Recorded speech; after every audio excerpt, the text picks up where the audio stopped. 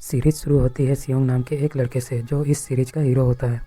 आज उसके बेटी का बर्थडे होता है, इसलिए उसकी माँ सियोंग को कुछ पैसे देती है जिससे सियोंग अपनी बेटी को डिनर के लिए ले जा सके। लेकिन सियोंग और पैसे चाहता था, इसलिए वह अपनी माँ का एटीएम कार्ड चुरा लेता है। इसके बाद वह उसके माँ के सारे पैसे एटीएम से निकाल लेता है और सारे पैसे घोड़ों की रेस में लगा देता है। इससे वह 4 मिलियन वॉन जीत जाता है। सियोंग ने एक कंपनी से पैसे उधार लिए थे। उसी के कुछ लोग उससे पैसे मांगने लगते हैं और उसे पीटते भी हैं। उन्हें पैसा लौटाने के लिए जब सियोंग पॉकेट चेक करता है तो उसकी पॉकेट फटी हुई होती है और पैसे नहीं होते हैं। उससे किसी ने पैसे चोरी कर लिए थे। तब उसे याद आता है कि वह जब इन लोगों से बचकर भाग रहा था तभी वह एक लड़की से टकरा गया था। ज़रूर उसी लड़की ने पैसे चोरी किए होंगे। उसके बाद वे लोग सियोंग को 1 महीने का समय पैसे लौटाने के लिए देकर चले जाते हैं। इसके बाद सियोंग अपनी बेटी को डिनर के लिए ले जाता है। इसके बाद वह ट्रेन पकड़ने पहुंचता है, पर वह लेट होता है और ट्रेन वहां से चली जाती है। जब सियोंग बैठकर अगली ट्रेन के लिए वेट कर रहा होता है तभी एक आदमी आकर उसके पास बैठता है। सियोंग उसे नहीं जानता था, फिर भी वह आदमी उससे बातें करने लगता है। वह सियोंग को कहता है कि वह उसके साथ एक गेम खेलना चाहता है और जीतने पर वह उसे 1 लाख वॉन देगा। इतने सारे पैसे का सुनकर सियोंग गेम खेलने के लिए तैयार हो जाता है। सियोंग काफ़ी बार हारता है और हारने पर उसे थप्पड़ खाना पड़ता है, पर लास्ट में एक बार वो जीत जाता है और वह आदमी सियोंग को 1 लाख वॉन दे देता है और साथ में वह एक कार्ड भी देता है और कहता है कि अगर तुम और पैसे जीतना चाहते हो तो कार्ड पर लिखे नंबर पर फ़ोन करना। घर आने पर सियोंग की माँ उससे बताती है कि उसकी बेटी उसके स्टेप फादर और मम्मी के साथ यूएस शिफ्ट होने वाले हैं। यहाँ हमें पता चलता है कि सियोंग का डाइवोर्स हो चुका है और उसकी वाइफ ने दूसरी शादी कर ली है। सियोंग को अपनी बेटी की कस्टडी वापस पाने के लिए बहुत पैसे चाहिए होते हैं, इसलिए सियोंग उस कार्ड पर लिखे नंबर पर फ़ोन करता है। इसके बाद सियोंग को एक गाड़ी में ले जाया जाता है जिसमें और भी लोग होते हैं। सबको बेहोश करके ले जाया जाता है। जब उन्हें होश आता है तो वे खुद को एक बड़े से हॉल में पाते हैं जहाँ कुल 456 लोग थे और वे सभी प्लेयर थे और उन्हें एक खास तरह के यूनिफॉर्म भी पहनाया गया था। उन सब पर एक लीडर जिसे होस्ट कहा जाता था नज़र रखता था और वही सभी को कंट्रोल करता था और गेम खिलाता था। उन सब में एक कॉमन चीज़ थी कि वह सब गरीब थे और उन पर बहुत कर्जा हो गया था। वहाँ सियोंग प्लेयर नंबर 1 से मिलता है जो बहुत बूढ़ा था और उसे ब्रेन ट्यूमर था। तभी वहाँ एक लड़का जैंग और एक लड़की सेबुक के बीच लड़ाई हो जाती है। सेबुक वही लड़की थी जिसने सियोंग के पैसे चुराए थे। सियोंग उसे पहचान लेता है और उसे पैसे मांगने लगता है। तभी वहाँ गार्ड्स आ जाते हैं जिन्होंने पिंक कलर के यूनिफॉर्म पहने थे और सभी के फेस पर मास्क था। गार्ड्स प्लेयर को बताते हैं कि उन्हें 6 गेम खेलने हैं जिसे जीतने पर उन्हें बहुत सारे पैसे मिलेंगे। इसके बाद उनसे एक कॉन्ट्रैक्ट पर साइन कराया जाता है जिसमें 3 रूल थे। पहला रूल था कि कोई भी प्लेयर अपनी मर्जी से गेम छोड़कर नहीं जा सकता। दूसरा, जो भी प्लेयर खेलने से मना करेगा उसे एलिमिनेट कर दिया जाएगा। तीसरा रूल, अगर मेजॉरिटी इस खेल को नहीं खेलना चाहती तो वो इस गेम को छोड़कर जा सकते हैं। सियोंग अपने क्लासमेट सेंगवू से वहाँ पर मिलता है। उसे बहुत हैरानी होती है क्योंकि वह तो बिजनेस के लिए बाहर गया था। अब पहला गेम स्टार्ट होने वाला था। वहाँ एक काफ़ी बड़ा डॉल था जो गेम का रूल बता रही थी। गेम का रूल था कि जब वो डॉल गाना गाएगी उन सबको आगे बढ़ना है और जब वो गाना बंद करेगी तो उनको रुक जाना है और हिलना डुलना नहीं है। अगर कोई हिला तो उसे एलिमिनेट कर दिया जाएगा। सबको ये सिर्फ गेम लग रहा था, लेकिन जब एक लड़का गाना बंद होने पर भी हिलता है तो उसे शूट कर दिया जाता है। तब सबको पता चलता है कि एलिमिनेट का मतलब है कि उन्हें मार दिया जाएगा। ये देखकर सारे लोग काफ़ी घबरा जाते हैं। घबरा कर वे इधर उधर भागने लगते हैं और जो भी इधर उधर भागता रहता है उन्हें एलिमिनेट यानी कि शूट कर दिया जाता है। उनमें से कुछ लोग किसी तरह उस गेम को जीत लेते हैं और बच जाते हैं। इसमें जो लोग भी मर जाते हैं उनकी डेड बॉडी को जला दिया जाता है। अब 456 में से केवल 255 प्लेयर्स ही बचे हुए होते हैं। सभी प्लेयर्स काफ़ी डरे हुए होते हैं और कोई भी आगे गेम खेलना नहीं चाहता था क्योंकि तीसरे रूल के अनुसार अगर मेजॉरिटी चाहे तो यह गेम बंद हो सकता है। इसलिए प्लेयर के रिक्वेस्ट पर वोटिंग कराया जाता है, लेकिन इससे पहले उन्हें प्राइज मनी दिखाई जाती है जिसे विनर को दिया जाएगा।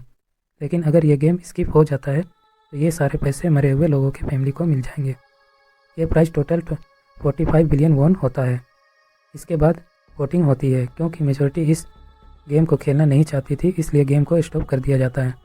लेकिन अगर कभी फ्यूचर में वे लोग चाहे तो इस गेम को रिज्वाइन कर सकते हैं। इसके बाद सभी लोगों को उनके घरों में छोड़ दिया जाता है। अगले दिन सियोंग पुलिस को सब कुछ बता देता है, पर पुलिस उसके बातों पर यकीन नहीं करती। सियोंग उन्हें वो कार्ड भी दिखाता है, पर उस पर लिखा हुआ नंबर रॉन्ग नंबर होता है। इसके बाद वह अपने घर जाता है, पर वहाँ उसकी माँ नहीं होती। इसके बाद सेंग वू को दिखाया जाता है, जो अपनी माँ को छुप कर देख रहा होता है। उसे अपनी माँ के पास जाने में डर लग रहा होता है, उसकी हिम्मत नहीं हो रही होती है। तभी सियोंग वहाँ पहुँच जाता है। वहाँ सेंग वू सियोंग को बताता है कि उसके ऊपर 6 बिलियन का कर्ज है। तभी सियोंग के पास हॉस्पिटल से फ़ोन आता है। सियोंग के माँ का पाँव काफ़ी इंजर्ड था और डायबिटीज़ की वजह से चोट काफ़ी ज़्यादा बढ़ गई थी। डॉक्टर बताते हैं कि सियोंग की माँ का पैर काटना होगा, जिसके ऑपरेशन में बहुत सारे पैसे लगेंगे। सियोंग के पास पैसे तो होते नहीं, इसलिए वह अपनी वाइफ से पैसे मांगने जाता है, पर उसकी वाइफ ने उसे पैसे नहीं देती। इसके बाद अगले सीन में अली को दिखाया जाता है। वह अपने बॉस से अपने पैसे मांगता है, पर बॉस उसे पैसे नहीं देता है। तब अली उसे बहुत मारता है और उसके बॉस का हाथ मशीन में फंस जाता है। इसके बाद अली पैसे उठाता है और वहाँ से भाग जाता है। वह अपनी वाइफ को फ्लाइट पकड़कर वहाँ से भाग जाने को कहता है।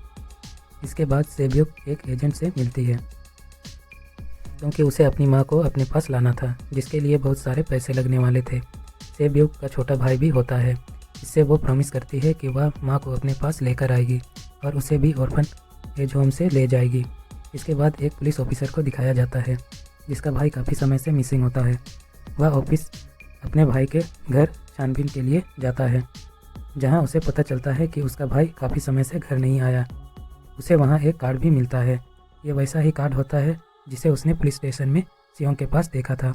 इसलिए वह ऑफिसर सियोंग के पास जाकर उसे इसके बारे में पूछता है, लेकिन सियोंग उसे कुछ नहीं बताता। घर आने पर सियोंग को फिर से वैसा ही कार्ड मिलता है। अब सियोंग डिसाइड करता है कि वह गेम को दोबारा ज्वाइन करेगा। इसके बाद फिर से सभी प्लेयर्स को शिप के पास ले जाया जाता है। यहाँ वो ऑफिसर भी गाड़ियों के पीछा करते हुए उस शिप तक आ जाता है। इसके बाद सभी प्लेयर्स को एक आइलैंड पर ले जाया जाता है। ऑफिसर भी गार्ड्स को मारकर वहाँ पहुँच जाता है। जब उन्हें हॉल में लाया जाता है तो सभी को खाने के डिब्बे दिए जाते हैं। रात में सेब्यूक और एक और लेडी वॉशरूम जाते हैं। यहाँ सेब्यूक चुपके से एसी में जाकर दूसरे कमरे में देखती है। वहाँ गार्ड्स बड़े बड़े बर्तनों में कुछ बना रहे होते हैं। फिर वो लोग हॉल में वापस आ जाते हैं, जहाँ सेब्यूक दूसरी लेडी को सब कुछ बता देती है जो उसने देखा था। ये बातें सेंग वू भी सुन लेता है। अगले दिन वह सेब्यूक से इस बारे में पूछता है, जिस पर सेब्यूक उसे बताती है कि गार्ड्स बड़े बड़े बर्तनों में कुछ पका रहे थे। सबको प्लेग्राउंड में ले जाया जाता है, जहाँ दीवार पर सर्किल, ट्रायंगल, स्टार और अम्ब्रेला बने थे। सभी प्लेयर्स को इनमें से एक शेप चुनना था। सब अपना अपना शेप चुनते हैं। सांग वू के कहने पर अपने ग्रुप के लोग अलग अलग शेप चुनते हैं। उन्हें डब्बे पर एक चीनी से बनी चीज़ दिया जाता है, जिसमें वही शेप बना होता है जिसे उन्होंने चुना था। उस शेप को बिना डैमेज किए निकालना ही उस गेम का टास्क होता है। अगर शेप डैमेज हुई तो उन्हें एलिमिनेट कर दिया जाएगा, यानी कि मार दिया जाएगा। सेंग वो ये टास्क आसानी से कर लेता है, पर सियोंग ये नहीं कर पा रहा होता है। तब वह आइडिया लगाता है और शेप को चाटता है, जिससे शेप बिना डैमेज हुए निकल जाता है और वह टास्क जीत जाता है। जो हार जाते हैं उन्हें मार दिया जाता है। फिर सबको हॉल में ले जाया जाता है। इसके बाद सिर्फ 108 प्लेयर ही बचे होते हैं। इसके बाद सबको खाना दिया जाता है। खाने की वजह से एक लड़के से जैन की फाइट हो जाती है। जैन उस लड़के को पीट पीट कर मार डालता है। इन्हीं प्लेयर्स में एक डॉक्टर होता है, जो गार्ड्स के साथ मरे हुए प्लेयर्स से ऑर्गन निकालकर उन्हें चाइनीज़ को बेचने का काम करता है। इसके बदले में गार्ड्स उस डॉक्टर को पहले ही गेम के बारे में बता देते हैं, ताकि वो गेम में सर्वाइव कर सके। यहाँ गार्ड्स बताता है कि उन्होंने जानबूझकर प्लेयर्स को खाना कम दिए हैं, ताकि वो आपस में लड़े और सारे वीक प्लेयर्स गेम से बाहर हो जाएं। साथ में वह डॉक्टर को अगले गेम के बारे में भी बताते हैं। सेंग वो सियोंग और बाकी ग्रुप को सावधान रहने के लिए कहता है। डॉक्टर वापस आकर जैंग की टीम में शामिल हो जाता है और जैंग को अगले गेम में क्या होगा इसके बारे में बताता है। इसके बाद लाइट बंद हो जाती है। लाइट बंद होने पर जैन और उसके साथी बाकी लोगों को मारने लगते हैं। फिर सभी प्लेयर एक दूसरे को भी मारने लगते हैं। जैन सेब्यूक को भी मारने लगता है। तभी सियोंग सेब्यूक को बचा लेता है। तब लाइट जल जाती है और वहाँ गार्ड्स आ जाते हैं। अब वहाँ सिर्फ 80 लोग ही बचते हैं। अगले सीन में सबको अगला गेम खेलने के लिए ले जाया जाता है। उन्हें इस गेम को खेलने के लिए 10-10 की टीम बनानी होती है। क्योंकि जैन को इस गेम के बारे में पता होता है, इसलिए वह अपनी टीम में हट्टे-कट्टे लड़कों को रखता है और अपनी टीम की लेडी प्लेयर को भगा देता है। सेंग वो भी सियोंग, अली और कुछ लोगों के साथ अपनी टीम बनाता है। फिर भी एक प्लेयर उनके पास कम होता है। तब जैन की टीम से बाहर हुई लेडी उनके टीम में आ जाती है। यह गेम टैग ऑफ वार होता है। इस गेम में दूसरी टीम को उन्हें नीचे गिराना था। जैन ये गेम आसानी से जीत जाता है। इसके बाद सेंग वो की टीम खेलने जाती है, जिसमें वह बूढ़ा प्लेयर होता है। वह बताता है कि कमज़ोर टीम भी आइडिया लगाकर इस गेम को जीत सकती है और उसके बारे में वह आइडिया देता है कि वह गेम कैसे जीत सकते हैं।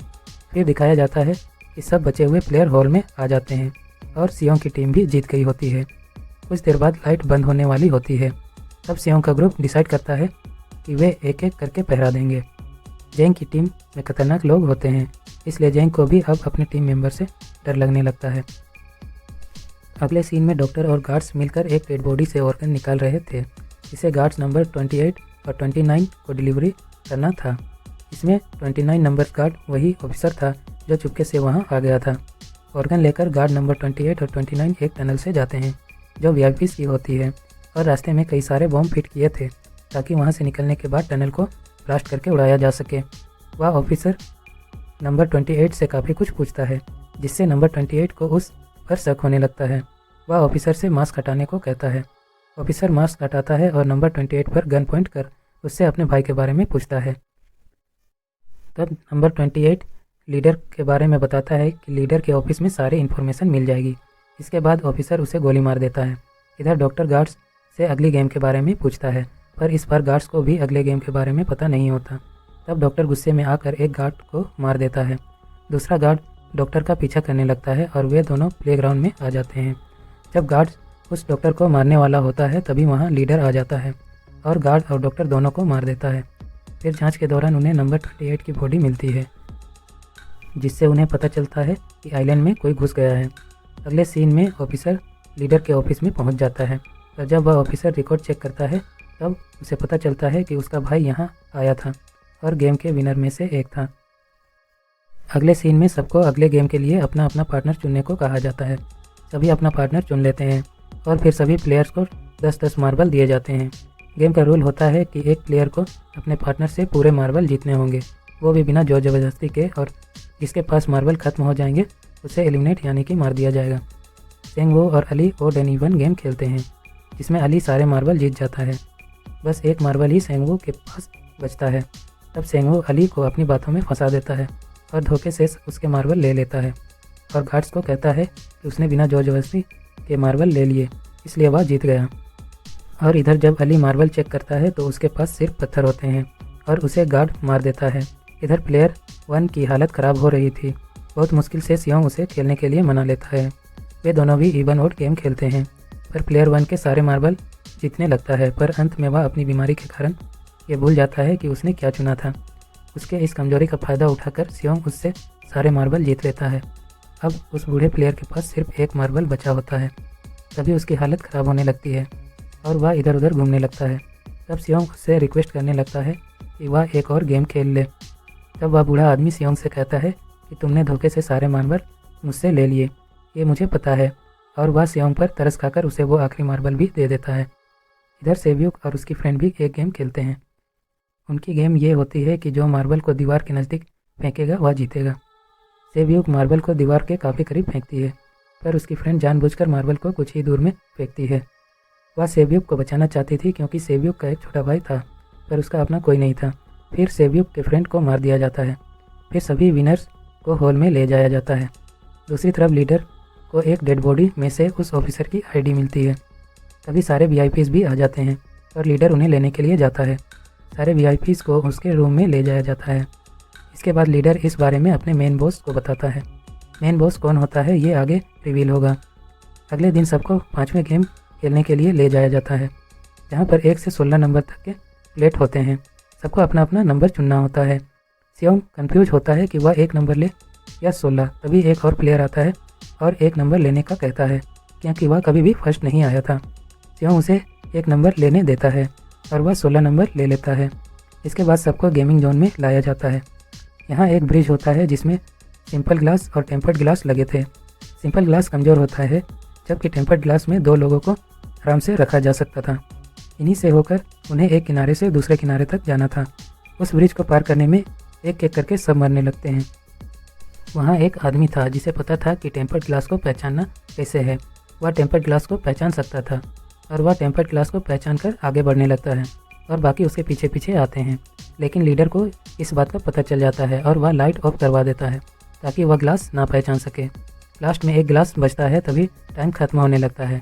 सांगवू उस आदमी को धक्का दे देता है और सांगवू, सियोंग और सेब्यूक ब्रिज को पार कर लेते हैं।